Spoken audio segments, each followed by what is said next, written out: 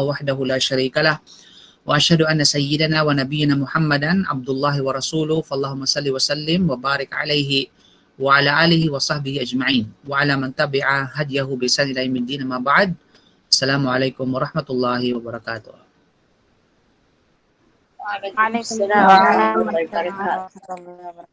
Waalaikumsalam warahmatullahi wabarakatuh. So inshallah subhanahu wa ta'ala ay ating ipagpapatuloy ang tinatawag na tafsir. Okay, balikan lamang natin yung mga kahulugan, pangkalahatan.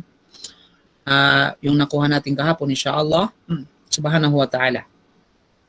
Kung saan simula sa ayah 73 mga kapatid, na sinabi ng Allah subhanahu wa ta'ala, qalu tallahi laqad alimtum ma ji'na linufsida fil ardi wa ma kunna sariqin. Diba? Nung pinagbintangan sila na sila ay mga magnanakaw, sinabi ng mga kapatid ni Yusuf, sumusumpa kami sa Allah, walang pag-aalinlangang nakatitiyak kayo sa anumang inyong nakikita sa amin, na kami ay hindi pumunta sa bayan ng Ehipto. So ang fil ardi dito, ang tinutukoy is bayan ng Ehipto para gumawa ng kapinsalaan.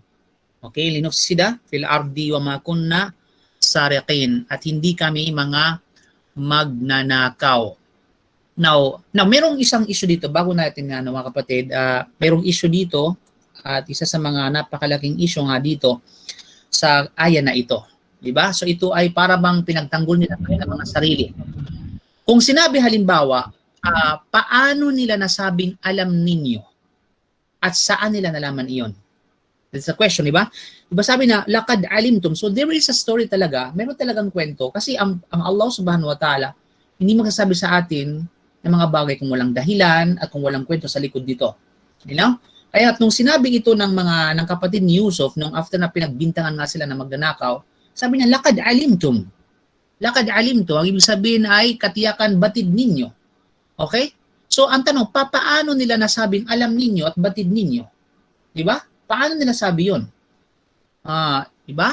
At saan nila nalalaman iyon kung batid nga nila? Na kasi ano yung batid? Ano yung sinabi ng mga kapatid na batid ninyo o kayong mga taga-Ehipto? Imagine na linong sila filab.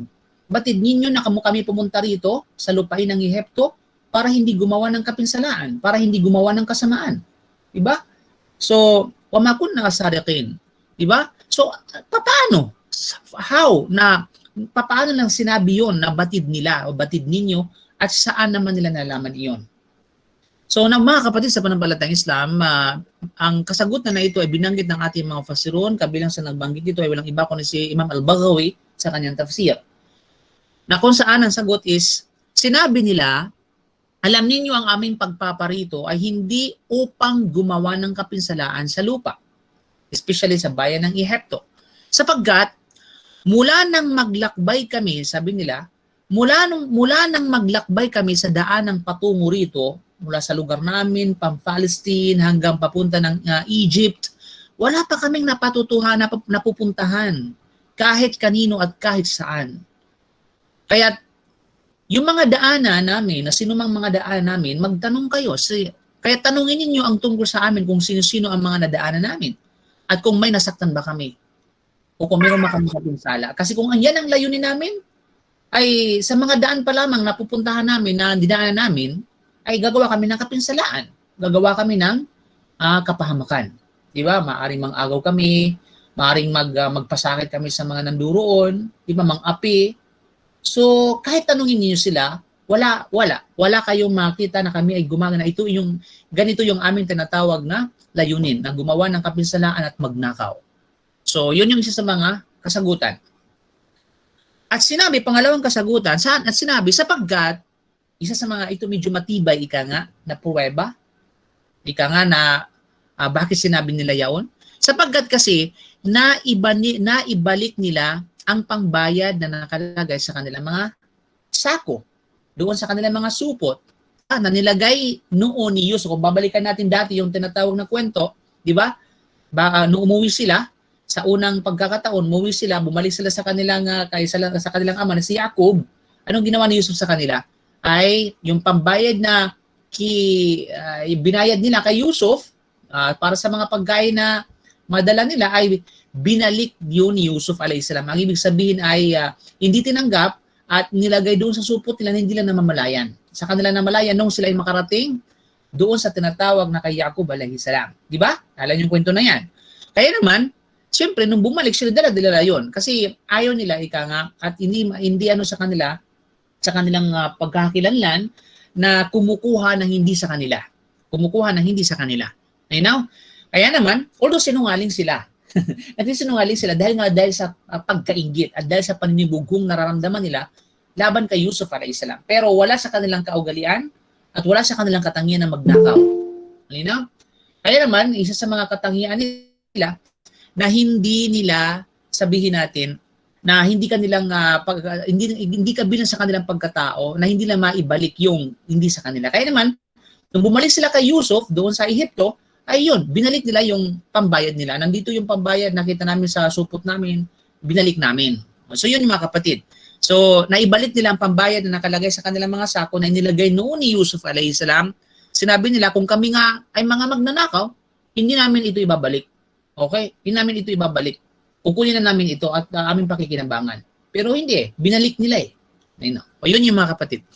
At pangatlong kasagutan hinggil sa issue na ito, sinabi nila iyon sapagkat kilala silang hindi kumukuha ng hindi sa kanila. Okay, yun yung mga anak, ika nga, lahi ni Yaqub alayhi salam, kanila mga supling, na hindi kabilang sa kanilang pagkakakilanlan, nakukuha sila ng hindi sa kanila. At nang makapasok sila sa Egypt, ay kanilang tinakpan at sinarahan ang bibig. Alam mo, sinakpan at sinarahan nila mga bibig ng kanilang mga hayop, ng kanilang mga kamilyong daladala, upang hindi mangangain ang mga ito ng ano pa man sa mga pananim ng mga tao. Subhanallah. Yun yung mga kabilang sa mga nakatatanging kaugalian nila. Na ayaw nila kahit papaano, kahit sa magiging hayop nila, ayaw mangingain yung kanilang mga kamilyo ng ibang mga pagkain ng mula sa ibang mga tao. Kaya tinatakpan nila yung ng bibig. Tinatakpan nila yung bibig ng kanilang mga hayop para hindi mangingain. So yun yung mga kapatid. So kaya na yung dahilan kung bakit lakad alim to. Yun ang sinabi na, batid ninyo, alam ninyo na pumunta kami rito hindi para gumawa ng kapinsalaan, hindi para gumawa ng pagnanakaw dito sa Ehipto. At ito yung mga katibayan sinabi natin, di ba? At kami ay hindi mga magnanakaw. So yun mga kapatid, yung kanila, yun yung sagot sa issue na ito. Then, qalu fama jazauhu in kuntum kadhibin. Okay? Qala fama jazauhu in kuntum kadhibin. Sinabi ng mga inutusan na hanapin ang takalan sa mga kapatid ni Yusuf, ano ba ang kaparusahan sa inyong batas ng isang nakagawa ng pagnanakaw kung kayo nga ay napatunayang nagsinungaling sa sinasabi ninyong hindi kami mga magnanakaw. So ano ba yung magiging tinatawag na kaparusahan, di ba? So alam natin, diniscuss na natin ito mga kapatid, na kung saan na speaking of sabi natin ay jaza, ang ibig sabihin ng fahuwa jaza, pagnanakaw, ika nga, so ito ay isang tactics, kumbaga, at least yung sabihin natin, ano man yung magiging kahinatnan, ay at least wala silang may kakatwiran, kasi nanggaling na mismo sa kanila. Nanggaling na mismo sa kanila yung tinatawag na, sabihin natin ay bunga o maaaring maging outcome or circumstance, ika nga, o bunga ng pangyayari na ginawa ang pagnanakaw. At least hindi natin bawiin yun. Ano sabi nila, sinabi nyo na, samantalang sinabi na nila. Okay.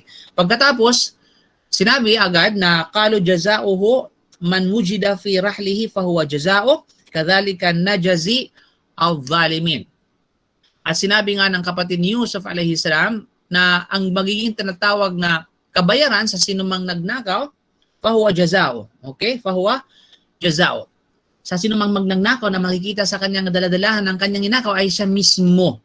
Nang ibig sabihin ay isusuko siya kasama ang kanyang ninakaw sa sino man ang kanyang pinagnakawan o biktima hanggang sa siya ay maging alipin ito o maging bihag sa ibang interpretation. Nang ganitong paghahatol, ang kabayaran sa sino mang masama, kadhalika najazi al-zalimin. Okay, hanggang sa sino mang masama na nakagawa ng pagnanakaw at ito ang aming din, na ganito ang aming batas sa sinusunod sa sino mang nagnakaw. Now, ayon kay Imam Tantawi rahimahullah, ang tinatawag na sabihin natin ang gantimpala, bukod doon sa pagiging alipin mga kapatid, so magstay ang halimbawa, ikaw ay napatunayan sa batas nila, napatunayan ka na ninakaw mo ang isang bagay, so ang biktima mo, siya yung kukup sa iyo at bilang maging bihag at bilang maging alipin sa loob ng isang taon, within 1 year. Okay? At ito ay mga tafsir ng mga karamihan sa mufassirun na sa loob ng isang taon maging alipin kanila, magiging servant kanila. Yun yung batas noon.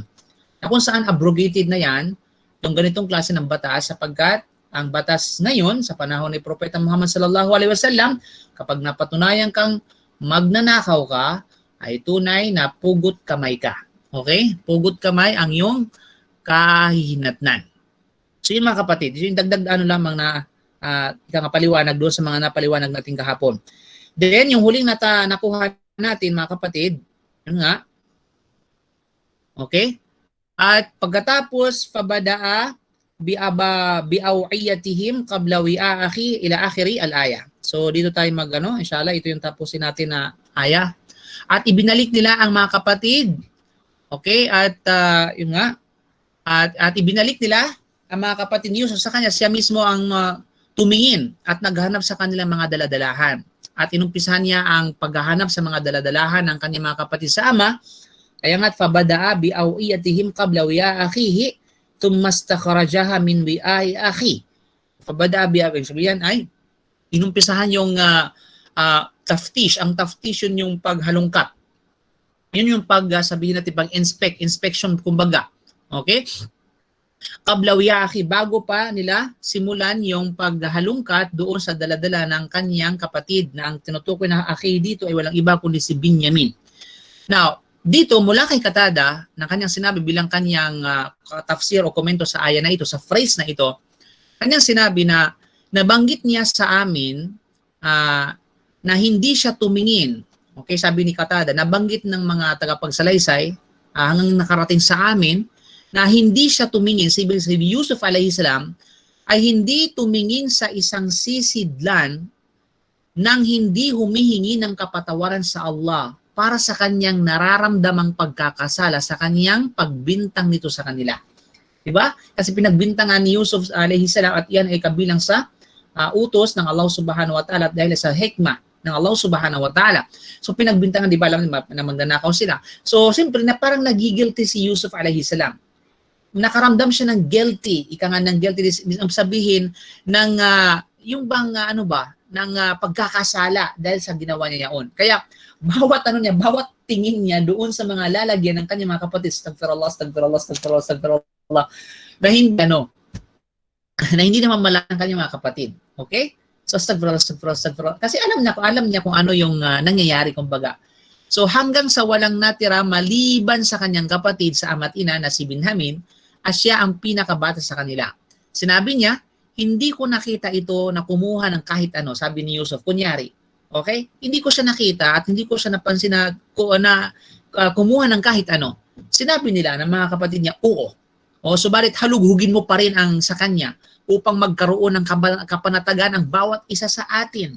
Katiyakang batid nila kung saan nila inilagay ang mangkok.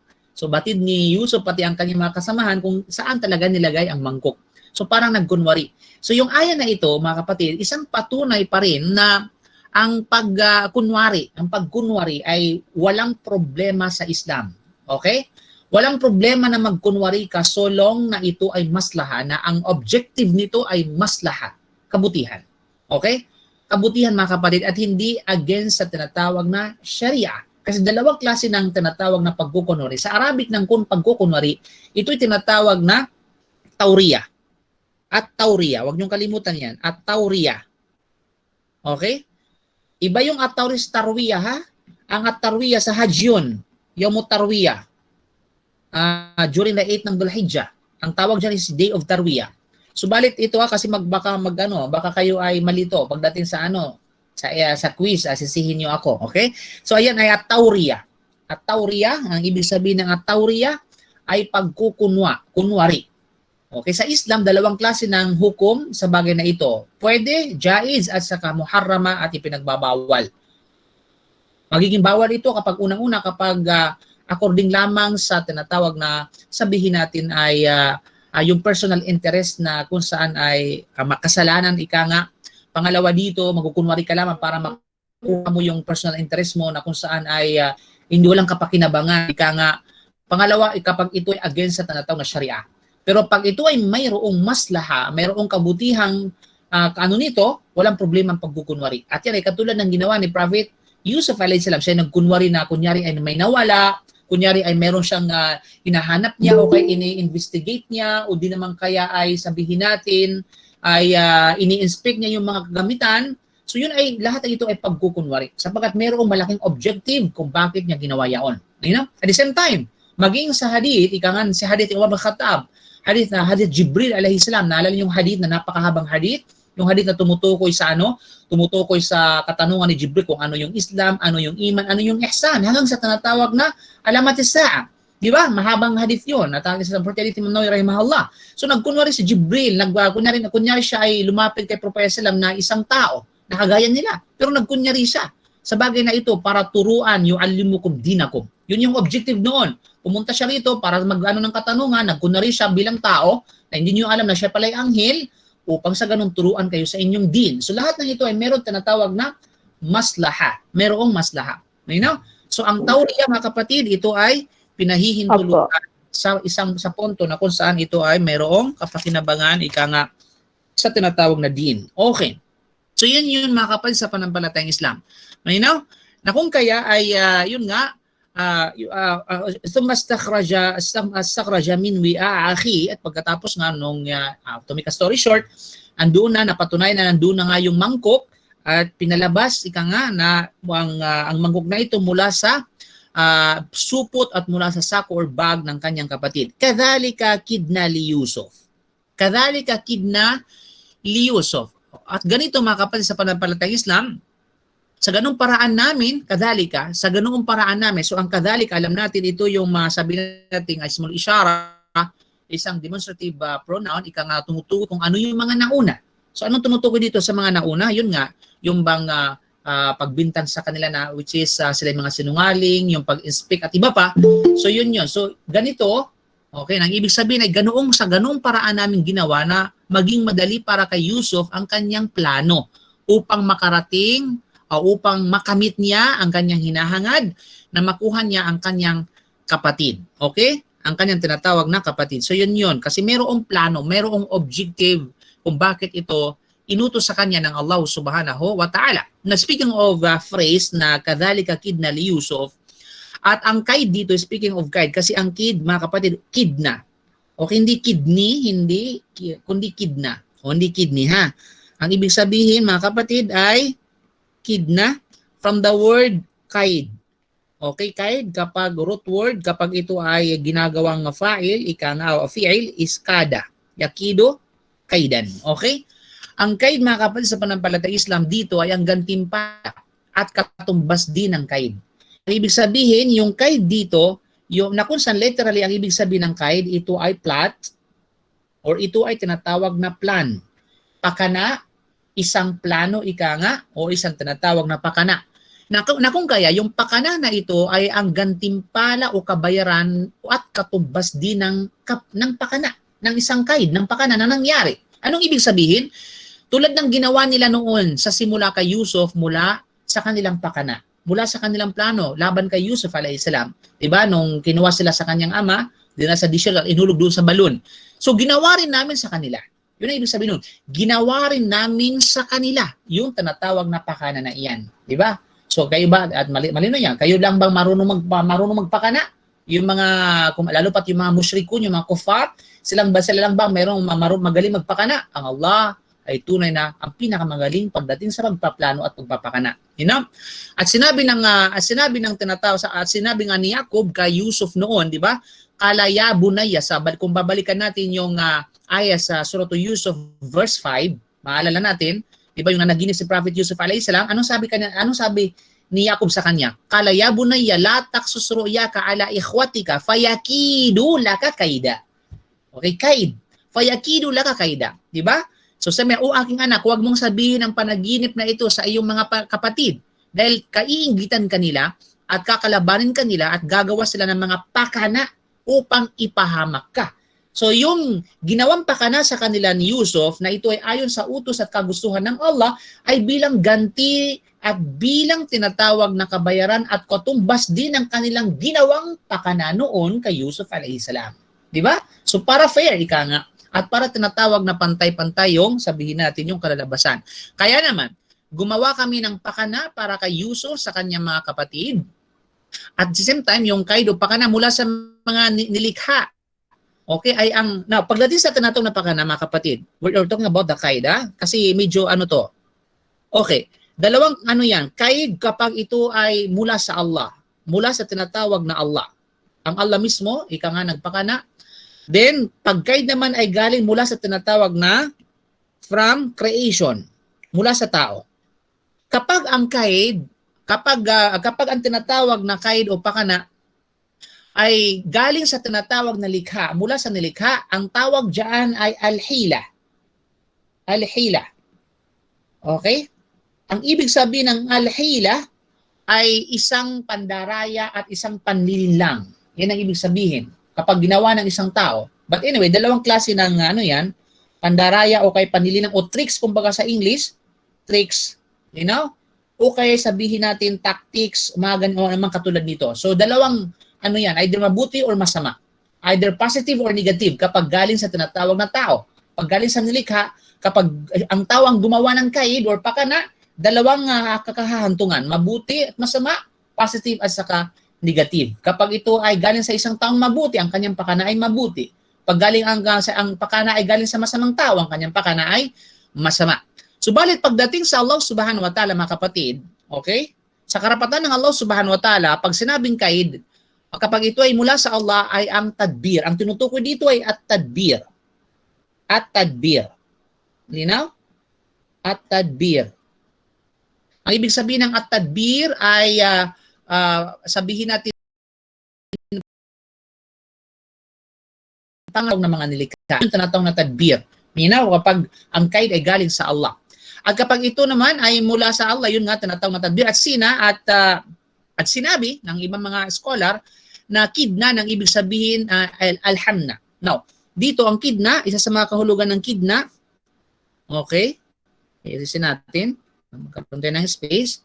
Isa sa mga tafsir ang tinatawag na kidna ay bukod doon, yung tinatawag na ano, ay alhamna.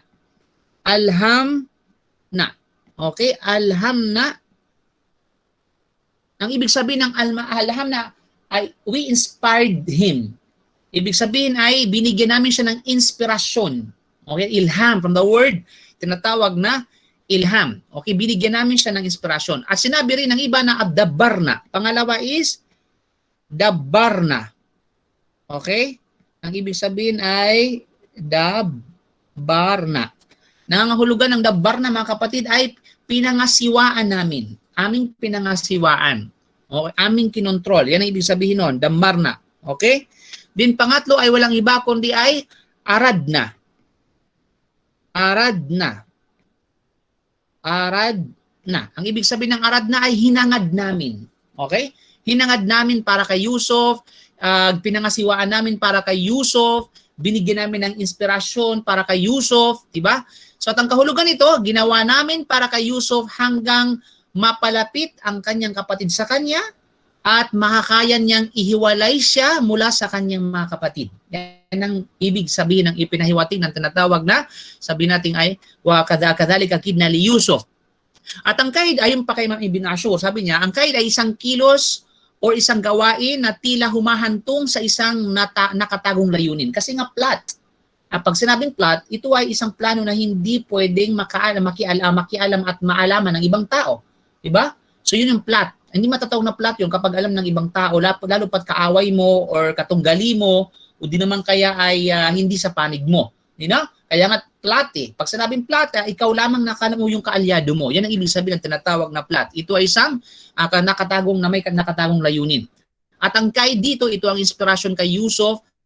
Sumakanawang kapayapaan para sa kanyang solid tricks, ikang solidong lihim na paraan na ito sa paglagay ng mangkok at pang-inspeksyon dito. At inspirasyon din sa kanyang mga kapatid sa solidong kapasyahang iyon. Okay? Ibig sabihin ay talagang yung ginawa nila na pag ano na yung parusa ay ganito ay kung ano yung ano, sabihin natin kung ano yung magiging parusa, ika nga, pag napatunayan ay sa inyo na siya. Magiging alipin nyo sa loob ng isang taon. So yun ay inspired, ika nga, by Allah subhanahu wa ta'ala sa kanilang mga puso. Para sa ganun ay may sa katuparan ng tama at ng perpekto yung plano ni Yusuf alayhi salam. At iniugnay ang kaig sa Allah, kaya nga kadhalika kidna, of course, iniugnay ito sa Allah. Kaya sabi ng Allah, kadhalika kidna li Yusuf, iniugnay ang yung gawain na ito sa Allah subhanahu wa ta'ala. Bakit? Sapagkat siya ang nagbigay ng inspirasyon sa kanya. Kaya siya ang nagsanhi nito. Siya ang nagsanhi, siya yung musabbib. Siya yung tinatawag na nag-cause nito. At ginawa niya ang kaid para sa kapakanan ni Yusuf, sumakay nawang kapayapaan, okay? Sapagkat ito ay para sa kanyang kapakinabangan. Para sa kapakinabangan ni Yusuf alayhi salam, ng kanyang pamilya, ng kanyang kapatid, higit lalo ng kanyang amahan na walang iba kundi si Yaqub alayhi salam. Sinabi nila na sa talata, mga kapatid, ay mayroong katibayan para sa pagpapahintulot na maabot ang mga tamang layunin. Tulad ng inilarawan ng imahe ng panilinlang at pakana, kung hindi ito sumasalungat sa itinaga o itinatag ng Sharia. You know? So walang problema, ika nga, na ito ipinahintulutan ka na maabot mo ang yung tamang layunin as long as maganda ang layunin mo. Kapag gumawa ka ng mga plots, ng mga tactics, o sabihin natin ng mga hila, mga ganitong mga klase, mga kapatid. Okay? Kung ang objective mo ay mabuti at pagkatapos ay makuha mo yun, gawin mo ito, walang problema as long as hindi ito sumasalungat sa itinatag na batas ang tinatawag na Sharia. Okay? Kaya tamaka na liyakuda akahu dinal malik illa ayasha Allah. Ang ibig sabihin ay sapagkat noon ay hindi maari, hindi tinatawag na sabihin natin na maari ika nga sa batas ng Ehipto, sa kaharian ng Ehipto, hindi niya maaring makuha ang kanyang kapatid dahil wala sa kanilang paniniwala na magiging alipin nila ang sinumang nagnakaw maliban, ito nga, illa ayasha. Maliban lamang sa kagustuhan ng Allah na mangyari ang planong ito upang masunod ang batas na pinanghahawakan ng mga kapatid ni Yusuf na nagsasaad ng pagkaalipin sa sinumang nagkasala ng pagnanakaw. So iba ang batas noon sa lugar ni Yaqub alayhis salam doon sa batas ng Ehipto. Malinaw? Kasi hindi katulad natin sa bata ngayon, kung ano ang batas ng Pilipinas, we are Muslim, ika nga, ay ganun yung batas ng Saudi Arabia, ng Amerika, pag ang Islam pinag-uusapan natin. Diba? Applicable ang Islam sa lahat ng nasyon, sa lahat ang tinatawag na sabihin natin ng race, ika nga, lahat ng lugar, kapag isinakatuparan yung ating tinatawag na batas. Kasi nga, lahat ay nasasaklawan ng anumang lahi ng tinatawag na Islam because of the Prophet Muhammad sallallahu alaihi wasallam pinadala sa lahat ng sangkatauhan. Hindi katulad noon na sila ay pinadala lamang sa kanilang tinatawag na nasyon. So yung nasyon ng mga Banu Israel, iba, nasyon ng mga ganito ay iba. You know? Hindi pwedeng i-apply ang batas doon sa batas dito. At actually maging sa batas sa panahon ngayon, ay pag minority Muslim tayo sa Pilipinas, hindi naman pwedeng isaklawin ang batas ng lahat ng aspeto ng buhay ng mga Muslim sa Pilipinas eh. 'Di ba? Kapag we are under the sabi nating Philippine law, 'di ba? So limited lamang yung batas na pinasa katuparan under the Sharia. At yan alam na meron tayong attorney dito, okay? At niniangat namin walang duda ay yasha narfa'u darajatin man nasha'u wa fawqa kulli dhi ilmin alim. Inaangat namin sa mga antas ang sino man ang aming nais dito sa daigdig na higit sa iba. Katulad ng pag-angat namin sa antas ni Yusuf, at sa bawat may kaalaman ay mayroong nakahihigit sa isa't isa sa kaalaman. Subalit ang lahat ng pinagmulan nito, nagkaloob at bukod tanging nagtataglay nito ay ang Allah subhanahu wa ta'ala na siyang pinakamaalam sa lahat na ganap na nakakaalam ng anumang lihim at anumang tinatawag na lantad. Okay, so dito ang kaugnayan dito mga kapatid na ganon inangat ng Allah subhanahu wa ta'ala si Yusuf alayhi salam. Diba, inangat siya mula sa posisyon niya, di ba? Na dati siya bihag, dati siya isang bilanggo, isang alipin, naging alipin siya. Subalit tingnan mo ngayon ang katayuan ni Yusuf alayhi salam. Pagdating sa tinatawag na pamumuhay, siya naging pinuno, naging leader, khazain al-ard, di ba? Siya tinatawag na namamahala sa kaban ng bayan ng Ehipto, subhanallah. At the same time, iniangat siya, yung kanyang status, sabihin natin kaysa sa kanyang mga kapatid. No? Katulad ng mga kapatid niya, walang duda. Di ba? So, ganun mga kapatid. At wa fawqa kulli dhi ilmin alim. Subalit, ang anumang mayroong may alam ay higit mayroong pang higit na mas may alam sa kanya. Yung ginawa ika nga nila na maalam yung mga ginawa ng kapatid niya na which is alam nila na ganito, dapat nilang malaman na mayroong pang higit na nakakaalam sa kanilang mga ginagawa, at kung marunong silang maggumawa ng mga plano ika nga at mga plot, meron ding mas magaling sa kanilang mag-plot. You know? So dito mga kapatid sa panampalatayang Islam na ayon sa bilang commentary lamang dito, last comment dito inshallah subhanahu wa ta'ala, ayon sa tafsir ni Ibn Kathir, na kung saan ang taong ito ay nang ibig sabihin nito na bilang komento, halimbawa kinumentuhan ni Al-Hasan na nagkomento na sa sinabi ng Allah na wa fawqa kulli dhi ilmin alim. Si Al-Hasan ay nagkomento dito na walang taong maalam maliban na may isa pang tao na may higit na maalam kaysa sa kanya hanggang ang kaalaman na ito ay magtapos ito sa Allah. Kasi wala nang nakakaalam na mas maalam pa sa Allah subhanahu wa ta'ala sa lahat ng mga may alam. So bilang karagdagan, naitala ni Abdul Razzaq na sinabi ni Sa'id bin Jubair na kasama namin si Ibn Abbas nang isinalaysay niya ang isang kamangha-manghang hadith. Isang tao sa mga nakikinig, sa mga audience, ang nagsabi, Alhamdulillah, lahat ng papuri ay sa Allah. Wa fawqa kulli dhi ilmin alim. Mayroong may alam na higit sa bawat tao na pinagkaluban ng kaalaman. Kaya tumugon si Ibn Abbas, parang hindi nagustuhan yung sinabi niya, na para bang ang turing ng tao ito na siya na yung pinakamaalam si Ibn Abbas. Kaya naman nagalit si Ibn Abbas na mula ang kanyang mukha.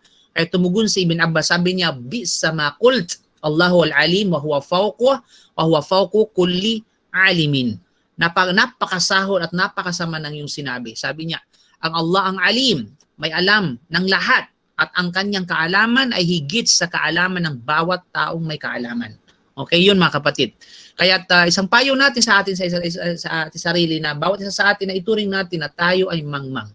Kasi pag once na kapag turing mo ang sarili, kung kailan mo tinuring, pag inumpisahan mo, ituring ang sarili mo na ikaw ay maalam at mas maalam ka pa kaysa sa kanya, diyan magsisimula ang tinatawag na definition sa iyo ng kamangmangan. Anong sabi sa Islam? Manidda'a annahu aliman fahuwa jahil. Sino man ang nag-aangkin sa kanyang sarili na siya'y maalam kaysa sa ibang tao, tunay na siya yung jahil. Siya yung tinatawag na mangmang.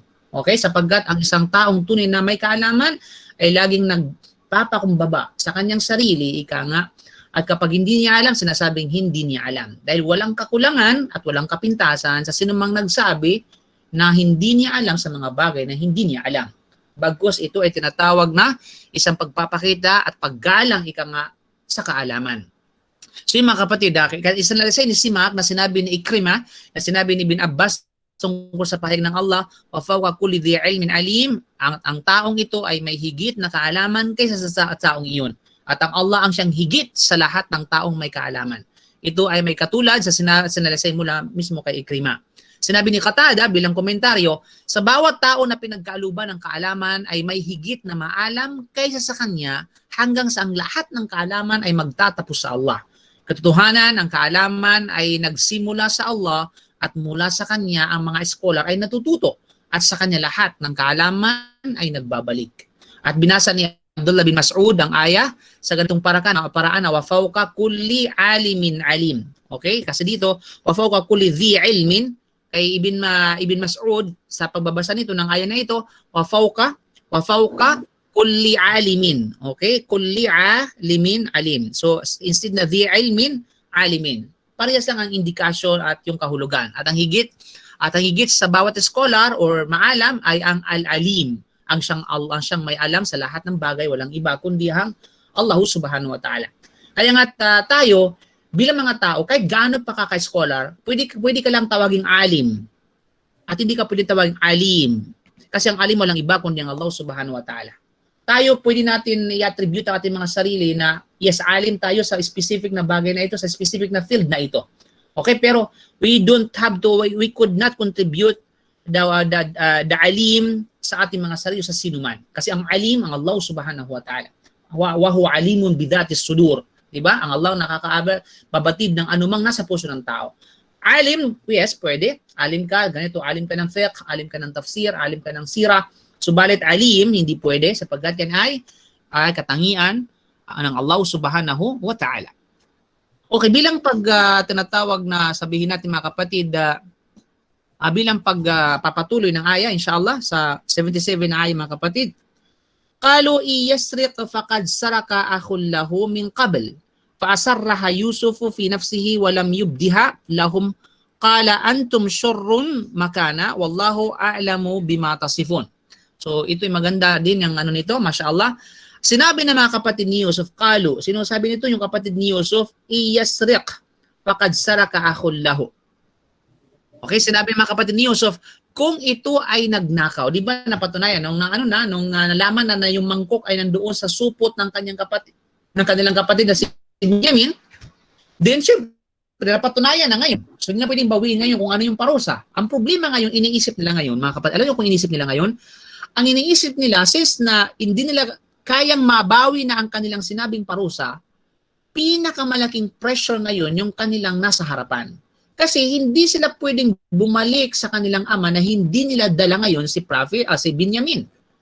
Malaking ano yon, malaking pasanin yon, malaking problema yon. Samantalang nangako sila ng mataimtim ng pangako na ibabalik nila at pangalagaan nila si Benjamin. So what happened? Diba? Anong mangyayari ngayon kung sakasakaling hindi nila madala ngayon si Benjamin pabalik sa kanilang ama? Once again, di ba?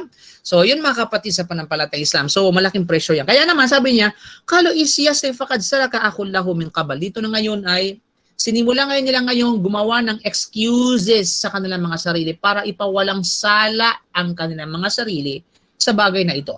You know? Kaya naman, sinabi ng kapatid ni Yus, kung ito ay nagnakaw, katiyakang mayroon siyang kapatid na nagnakaw din noon na ang tinutukoy nila ay si Yusuf alayhisalam. So inakusahan siya ng mga kapatid na niya na magnanakaw. Pero ngayon bumalik kayo yung aakusahan ng pagnanakaw ay ngayon ay kay Yusuf alayhi salam. Makikita mo?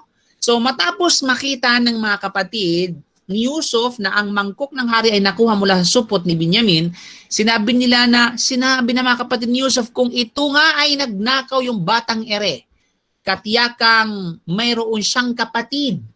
So meron siyang kapatid, yusraka faqaiyasriq faqad saraka akhul lahu. Ang akhul lahu dito mga kapatid tinutukoy si Yusuf alayhi salam.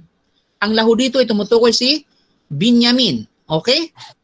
Ibig sabihin, sabi niya, meron siyang kapatid na nagnakaw din noon na ang tinutukoy nila ay si Yusuf alayhi salam. Okay? Now, sinubukan nilang ipakita ang kanilang mga sarili, palabasin ang kanilang mga sarili bilang inosente mula sa kaganapan, mula sa pagiging katulad ni Benjamin. Kasi wala na, parang na-trap na, sa kanilang paningin, na-trap na si Benjamin. Wala nang lusot nandun yung proof, malinaw na proof na nanggaling sa kanyang supot ang mangkok na nawala. So sa kanilang isip, wala na to. Di ba? Siya na, confirm na sa kanilang confirm na siya ay nagnakaw. Kaya naman, siyempre, para sa ganun ay hindi sila mapagbintangan din yung katangian ng pagnanakaw at hindi sila maapektuhan, kumbaga, nagmalinis sila. Sila ay nagmalinis, mga kapatid. O, tinan mo yung mga sinungaling. Yung mga sinungaling, subhanallah, mahilig mahilig manlinis yan. Di ba? Lulusot at gagawa sila ng kaparaanan para i-excuse nila ang kanilang mga sarili. Di ba? Para kunyari ay malinis sila, ika nga. Di ba? Naguhugas. Yes, word, na naguhugas kamay sila.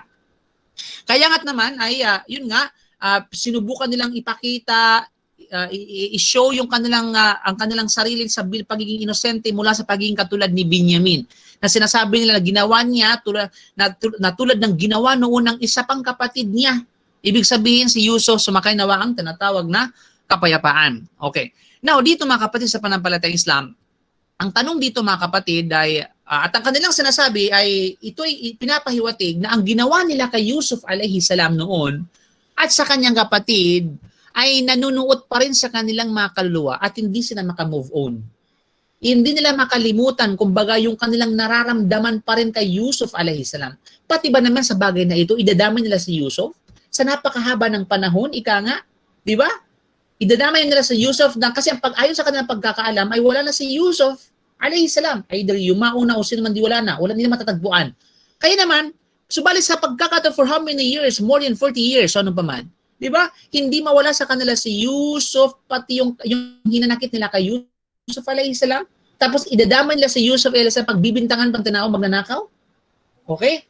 May pagbibintangan magnanakaw si Yusuf alayhi salam. Nasamantalang si Binyamin, okay, si Binyamin, granting ikaw nga na-trap na siya magnanakaw. Bakit mo ba idadamay yung tinatawag na kapatid mo? Nawala lang samantalang napakahabang panahon nang nawala. Di ba? So, ganun May talaga. tanong ako, Ustad. Yes. Kasi sa lahat ng mga aya from 1, aya 1 to 73 na natukoy natin, wala Okay. pa namang nabanggit na nagnakaw si Yusuf. Ayun. Ito na ngayon. Ipapaliwanag natin. Syempre. Naunahan mo ako sa tinatawag na tanong mo na yan. Natanong mo na yan. But anyway, so ito ay bilang excuse na ang kanilang kapatid na lalaki ay may katangian ng pagnanakaw na hindi sa side ng kanilang ama. Biro mo, sobrang pagmamalinis nila, sobrang pagwalis sila sa kanilang tinatawag na bakuran ikang at naghugas kamay, diba? Parang pinapahiwatig nila dito na ahullahu. Para bagang inihiwalay nila ang kanilang mga sarili doon sa tinatawag na kay Binyamin. Okay? Na parang, at kay Yusuf alayhis salam, na para bagang ang tinutunin dito na sis na damay-damay na, kapatid niya si Binyamin magnanakaw, yung kanyang kapatid na rin si Yusuf magnanakaw, damay-damay na sila, wag mo kaming isali dyan. Hindi kami kabilang sa kanila, parang hindi kami kapatid kasi wala kaming kapatid na magnanakaw. Parang ganun. So ito bilang excuse ang kanilang kapatid na lalaki ay may katangian ng pagnanakaw na hindi sa side ng kanilang ama. Okay, kanilang tinatawag na ama. Kaya inangkin nila na ang kanyang kapatid na kanilang tinukoy na nawala ay nagnakaw noon. At batid ni Yusuf, sumakay namang kapayapaan na ang inakasuhan nila ay isang kapatid na lalaki mula sa ibang ina. Okay, kaya ito ay isang paghingi ng tawad, parang excuse, ika nga, sa pamagitan at sa paraan ng paglantad sa ina ng kanilang mga kapatid, na asawa ng kanilang ama. Okay, at siya ay isa, walang ibang si Rachel, na anak na babae ni Laban, na tiyuhin ni Jacob, sumakanawang kapayapaan. Bakit? Kasi si Jacob ay nagkaroon ng 4 na asawa. Oh, by the way, ito ay karagdagang kaalaman. Alam niyo ba na si Jacob ay nagkaroon ng 4 na asawa? Okay? Okay. Si Jacob ay mayroong 4 na asawa. Una ay... Ano po yon? Okay, 4 na asawa. Sino ang unang asawa niya? Walang iba kundi si Rahel. O si tinatawag na Rachel o kanga, o di ba? At ito ay ang naging anak niya, ang ito'y siya ina ni Yusuf at saka ni Benjamin. Okay, pangalawa, na kung saan ay si Leah. Okay, si Leah sa original na pangalan, ang kanyang pangalan ay walang iba kundi si Leah. Okay? Si Leah. Na kung saan anak ng babae ni Laban na kapatid ni Rachel o Rachel, kapatid ni Rachel o ni Rachel, ni Rahel. Na kung saan magkapatid silang dalawa. Na siya ina, sino man yung iniluwan ni Leah, sino yung anak niya? Si Ruben, hindi si Ruben na Muhammad Pantas, si Simeon, okay? Si Levi, si Judah, at saka si Bisakar o Bisachar ang pagbasa niyan, hindi ko alam. Okay? At saka sa Zebulun. Siya yung marami siyang tinatawag na anak. At pangatlong asawa ni Jacob ay walang iba kundi si Bilha o si Bulha. Okay, Bilha o Bulha. Sagwa ng pangalan, no? Bilha at saka Bulha. Anyway, Bilha at saka si Bulha, na kung saan itong si Bilha o si Bulha, alila ni Rachel. Siya alila ni Rachel, na kung saan ang kanyang tinatawag alila, ibig sabihin alipin, servant, na ang kanyang anak ay walang iba kundi si Dana or si Dina. Okay? Dina natuto. Okay? Si Dana o si Dina or at saka si Naphtali. Si Naphtali. At yung pangapat na asawa ni Jacob ay si Zulfa. Ang ganda ng mga pangalan. Zulfa, di ba mga pambihira, mga parang mga indigenous, mga pangalan nito? Or sabihin natin mga, anong tawag dyan? Parang sa, Super unique. di ba? Yung mga pangalan, pang sa hayop ba? Yung mga bihira, ang tawag dyan, mga bihira na mga hayop? Exotic. Ay, Exotic name, yun, mga tinatawag na exotic name. At si Zulfa na alila, siya ay alila din ni Rachel. So itong dalawa, si Bilha at saka Zulfa ay mga parehong alila ni Rachel. Siya yung sabihin natin ina ni Gad at saka ni Asher. So 12 lahat. Okay? So siya yung mga asawa ni Yaqub alayhi salam, mga kapatid sa pananampalatayang Islam. Now, di ba, ang tanong ng sister ngayon, papaanong napagbintangan si Yusuf alayhi salam na siya ay nagnakaw noon? Bakit nila nasabi ngayon na kung siya ngayon nagnakaw ay merong siyang kapatid na tinutukoy si Yusuf alayhi salam na magnanakaw din? At meron ba talagang ninakaw si Yusuf alayhi salam? So narito po yung komentarista ng mga comment ng mga mufassirun. Nabanggit ng mga komentarista dito ang maraming pagsasalaysay, maraming narration na umabot sa kanila sa kung ano ang ibig sabihin nito, kung bakit nila sinasabi ito.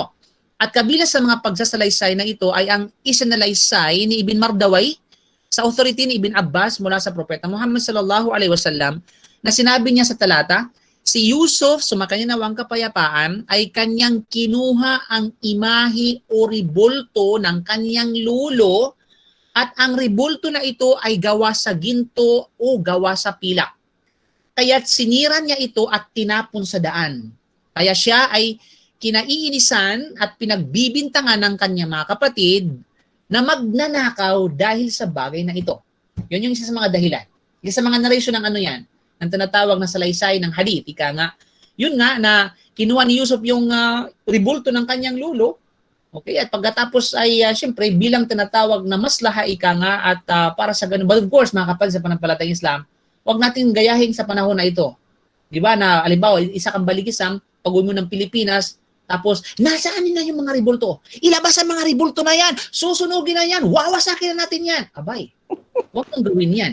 Naghamok. Huwag mong gawin yan kasi unang-una, hindi kasi propeta Yusuf at hindi kasi propeta Muhammad na katulad ng ginawa niyang pagwasak sa mga ribulto sa Kaaba. Okay? Kasi bakit masisira ang dawa mo? At yan ay labag doon sa sinabi ng Allah sa banal na Quran, mga kapatid sa pananampalatayang Islam. Okay? Wala tasubul ladina yad'una min dunillah. Okay? 'Di ba? Wag mong tinatawag na wag niyo mong insultuhin kumbaga yung mga sinasamba na walang pananampalataya bukod sa Allah Subhanahu wa Ta'ala. Kasi anong resulta? Iinsultuhin nila ang Allah Subhanahu wa Ta'ala hindi na nalalaman dahil sa ginawa mo. You know? So yun yung mga kapatid sa pananampalatayang Islam. So yun ang ginawa ni Yusuf alayhi salam. Sinira niya yung ribulto na ito, winasak niya, nilagay na sa daan. Kaya nasira at kaya naman kinaiinisan siya ng kanyang mga kapatid at pinagbintangan siya doon sa ginawa niya na siya magnanakaw. Na siya tinatawag na magnanakaw. So yun yun. At iba pang mga sabihin natin sa salaysay ng mga mufassiron. Isa sa mga salaysay ng mufassiron, sinabi ni Mujahid, isang araw may lumapit kay Yusuf alayhi salam na naghingi. Parang nanghingi ba? Kaya kumuha siya ng isang itlog sa bahay nila at inabot ito sa nanghihingi. Kaya yung ganun, alam mo yun, pag inggit na inggit ka sa isang tao, gagawa mo ng istorya kahit hindi totoo. Kahit yung ibinigay niya, kinuha lamang halimbawa sa ref, tapos binigay doon sa nanghihingi, sabi mo, magnanakaw ka. Di ba? Yun yung mismong ginawa ng kanyang mga kapatid. Dahil lamang doon sa kanyang pagbigay doon sa nanghingi at nanglimos sa kanya ng isang binigay na ng itlog, biro mo, ay sinabi ng kanyang kapatid na siya magnanakaw. At dala-dala pa niya yun hanggang sa doon sa ayat 77, sa pangyayari na yon. Subhanallah. Sinabi ni Sufyan bin Uyayna, kumuha siya ng karne ng ibon o manok na nasa bahay ni Yaqub at ibinigay ito sa isang pulubi. At yun yung naging dahilan kung bakit pinagbintangan siya at siya'y binansagan ng magnanakaw ng kanyang mga kapatid. Sinabi ni Wahab, alam mo na, itinatago niya ang pagkain sa hapag para sa mga mahihirap. Biro mo, ganun si Yusuf alayhi salam. Nagtatabi siya at nagtatago siya ng mga pagkain para sa mga mahirap, para ibigay sa mga mahirap. At yung dahilan kung bakit pinagbintangan siya at inakusahan siya ng mga kapatid na magnanakaw. Di ba talagang sorry for that word, walang hiya talaga ito mga kapatid. Mga kapatid ni Yusuf alayhi salam, no? Sarap bugbugin ba? Di ba? Nabanggit ni Muhammad bin Ishaq, isa sa mga medyo mutawal, ika nga na kanyang nabanggit ng salaysay, na si Yusuf daw ay kasama ang kanyang tiyahin. Ang anak na babae ni Ishaq. Pagkamatay ni Rachel. So para siya yung tumayong ina ni Yusuf, yung tinatawag na tiyahin niya na walang iba, hindi ko alam kung paano pangalan, hindi binanggit. Pagkamatay ni Rachel, yung tumayong ina ni Yusuf ay walang iba kundi yung tinatawag na tiyahin niya. Okay? Kaya kinupkup siya ng kanyang tiyahin at mahal na mahal niya ito. Nang siya'y lumaki na, ang pagmamahal ni Yaqub sa kanya ay nangibabaw. Kaya siya ay lumapit sa kanya at sinabi ni Yaqub, ate, okay, ya ukhta, ate, ipaubaya mo na sa akin si Yusuf, ibigay mo na sa akin si Yusuf, ako na yung bahala sa kanya. Okay? Sapagkat, sabi niya, bitin na naman yung kwento. Okay? Sapagkat sumpaman sa Allah, hindi ko makakayanan na siya ay mawalay sa aking paningin kahit na isang oras. Hindi ko makakayanan yan, ate. Sabi nung ate niya, hindi ako papayag. Sumpaman sa Allah, hindi ako papayag. Sinabi niya, wallahi, hindi ko siya maiiwan. Hindi ko siya tinatawag na maiiwan. At sabi nung ate niya, okay, iwanan mo siya sa akin ng ilang araw upang tingnan at obserbahan siya. Marahil ay upang ako ay kanyang malibang pa at maging matuwa pa ako. Kaya ginawa niya iyon, pinagbigyan siya ni Yaqub alayhis salam, pagkatapos kanyang kinuha ang belt, parang isang belt o sinturon, na kung saan yung belt na ito ay galing pa kay Ishaq, na minanan nila sa katandaan. Nasa kanya ito dahil siya ang panganay na anak ni Isaac. Kasi meron siyang, yung belt na ito ay parang pamana ba, parang inherited ba na sino man yung mga alibaw, ikaw ngayon na alibaw si Yaqub, since siya yung tanatong na matanda, so ngayon pinamana yung belt na ito. So sino man ang sumunod sa kanya na which is anak niya na matanda, ay doon ipamana yung tanatong na parang yung sinturo na yon. Eh doon napunta doon sa atin niya. So yun nga. Kaya binalot niya, ang ginawa ng atin ni atin ni Yaqub. So ang ginawa ngayon is si Ishaq pala, si Ishaq. Kasi si Ishaq kanina siya yung ama nila, si Ishaq. So si Ishaq kasi yung matanda, si Esau saka si Ishaq. Okay? Hindi pala si Ishaq. Si Ishaq. So, pinamana ni Ishaq doon sa kanya matandang kapatid na walang iba kundi yung kapatid na matanda ni Isaac o ni nakabalik-baliktad na. Kapatid ni Yaqub. Okay, ni Yaqub. So that, okay? Kaya naman, anong ginawa nung atin ni Yaqub? Ang ginawa niya, binalot niya yung sinturo na ito kay Yusuf sa ilalim ng kanyang damit nung bata pa siya. Pagkatapos, sinabi niya, nawala ko ang sinturo ni Isaac. Parang kunyari pinalabas ba? Para lang mapanatili at hindi makuha ni Yaqub si Yusuf sa kanya. Kaya gumawa siya ng hila, gumawa siya ng plano, gumawa siya ng tinatawag na strategy. Anong ginawa nga niya ngayon? Yung sinturo na ito, ngayon niya, pinulupot niya doon kay Yusuf at sa ilalim ng tinatawag na damit. At pagkatapos noon, sinadya talaga niya ngayon. Sinadya niya yun. Sinabi niya, nawawala yung tinatawag na nawawala yung sinturon. Nawala ko ang sinturon ni Isaac. Nasaan? Mayroong nagkuha, mayroong nagnakaw. Halughugin ang Ahlul Bait. Halughugin ang buong pamilya kung sino yung kumuha. Kaya't natuklasan nila na ito, na nahanap nila ito kasama ni Yusuf, nandun kay Yusuf alayhis salam. Kaya't dahil dito, sinabi niya, sumpaman sa Allah, tunay na isusuko mo si Yusuf sa akin at hindi mo pwedeng makuha. Kasi bakit yun ang di ba yun ang parusa, mamangit natin, yun yung magiging parusa doon kapag napatunayan na siya nagnanakaw, magiging servant niya ngayon, magiging tinatawag na tagapagsilbi at doon mamumuhay sa kanya at hindi pwedeng kunin. At yun ang ginawang strategy. Kaya sinabi niya ako, kung ginawa niya talaga iyon, siya ay aking isusuko sa iyo. Siya na sa kanya na sayo muna siya. Kaya't nanatili siya sa kanya si Yusuf hanggang sa siya ay namatay, yung atin ni Yaqub. Ito ang dahilan kung bakit siya siniraan ng kanyang mga kapatid at kanilang sinabi na iyastik fakad saraka akhun lahu min qabal. Kapag tunay nga na siya napatunayan, nagnakaw nga talaga siya dahil meron siyang kapatid na magnanakaw. Okay, yun yung dahilan mga kapatid. Yun tinatawag na sabihin natin dahilan kung bakit yun ang nila. Kasi sinabi niya sa Ibn Jubayr mula sa laysa ni Qatada na si Yusuf sumakay namang kapayapaan ay nagnakaw ng isang idolo o ribulto ng kanyang lolo, ama ng kanyang ina, sinira niya ito at tinapon niya ito sa daan at sinisi siya ng kanyang mga kapatid dahil doon. Ayon kay Juraij, inutusan ng ina ni Yusuf, actually hindi talaga si Yusuf mismo ang kumuha ng ribulto, kundi inutusan siya ng kanyang ina. Bati siya sa laysa ni Juraij. Inutusan ng ina ni Yusuf si Yusuf na kuhanin ng idolo o ribulto na sinasamba ng kanyang tinatawag na tiyuhin o ng kanyang tinatawag na lulo. At ang kanyang, which is ang lulo dito, tunutok hindi si Ishaq, kundi ang kanyang lulo sa ina. At kanyang ina ay isang Muslima. O kaya naman inutuson siya. Okay? Sinabi ni Ibn Idris, narinig ko ang sinabi ng aking ama, ang mga anak ni Yaqub noon ay nasa isang pagkain, nang tingnan ni Yusuf ang sabaw ay kanya itong tinago. Kaya naman, ay pinagbintangan siya at inakusahan siya ng mga kanyang mga kapatid na siya ay magnanakaw dahil sa gawain na yung pagtago. Kaya magnanakaw na sa kanila. Kasi nga sobrang inggit, at sobrang paninibugo at sobrang galit nila kay Yusuf alayhis salam. Kaya naman, sila ay siniraan bilang tinatawag na magnanakaw. Okay? So yung mga kapatid sa panampalatayang Islam, yung mga salaysay patungkol kung bakit sinabi ito ng mga kapatid niya, yung bagay na ito. Okay? Nasamantalang, hindi naman talaga, ang katotohanan talaga, hindi naman talaga nagnakaw si Yusuf alayhis salam. Subalit dahil nga doon sa galit ng kanyang mga kapatid, ay inakusahan siya at hindi maka-move on sa gawain na yun, pati dito ay dinamay yung nawala ng kapatid na napakahabang panahon hindi na nakita. Malinaw? Para lamang i-excuse lang kanilang mga sarili, para lamang maghugas kamay na wala sang kinalaman sa katangian na ito, dahil bakit hindi namin sila kapatid ng buo? Sila ay kapatid lamang namin sa ama, subalit iba yung kanilang ina. Diba? So, yung ganun talaga sinungaling. Ganun talaga yung mga masamang mga budhi. Minsan, kapag nalagay na sa alanganin, ay kanya-kanya na. Okay? Ibig sabihin ay ibabag sa kanila at hindi na idadamay ang kanilang mga sarili at sila ay maghuhugas kamay at sila ay tinatawag na lilinisin na excuse lang kanilang mga sarili para hindi mapagbintangan at hindi para mapasahan. Okay. So, yung mga kapatid, gusto natin tapusin subalit ang oras ay dumating na.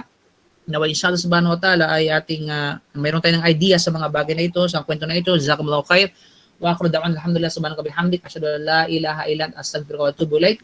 Assalamualaikum warahmatullahi wabarakatuh. Waalaikumsalam warahmatullahi wabarakatuh.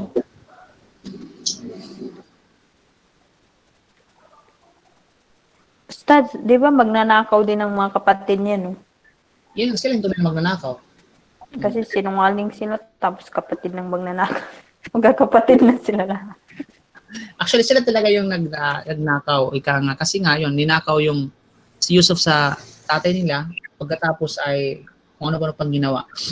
Ustad, Mga permission sinungaling. Yes, go ahead.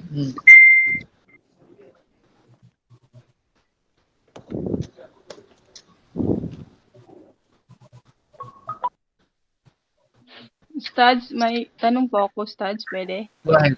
Sige po.